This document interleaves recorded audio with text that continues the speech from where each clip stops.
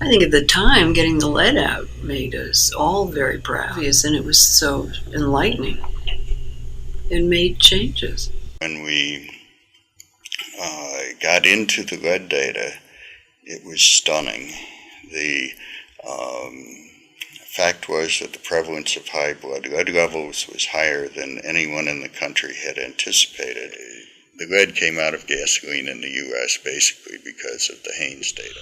Looking back on it, I was really shocked that we weren't collecting smoking data, either in HANES or the Health Interview Survey at the time, because it was basically too political to dabble in, and it wasn't until after we had been here a few years, thanks to Ron Wilson and a few folks like that, that we started to collect data on tobacco use. Some contributions that have come out of the HANES program. One is the dietary reference intakes that are the basis for so many nutrition policies, from food labeling through the food assistance programs.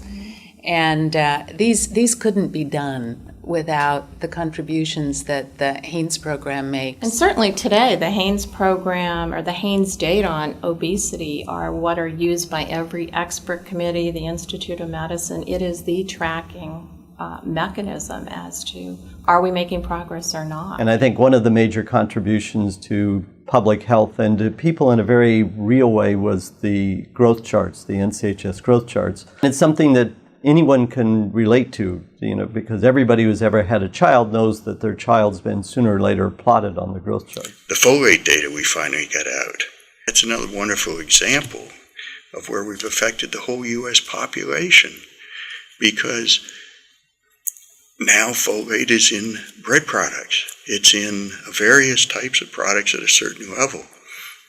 And folate levels have actually gone up. The fact is that was from HANES. It came from HANES. The survey itself has gone through a tremendous progress in technology. In fact, when I started in the 70s, everything was done by pencil and paper. I think one of the major accomplishments in this time period was taking data from NHANES 3 and producing public data sets in about 3.5 years.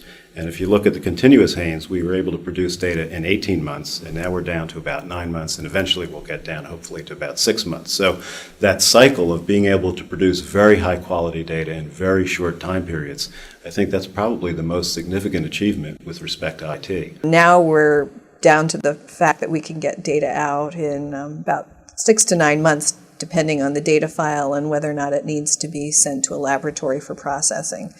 When a study is well run and adequately supported, you can do first-rate science, even in the face of a changing world and changing perceptions in the community. But it requires that you be aggressive and thoughtful and creative. And I think all of those characterize the NHANES staff very well.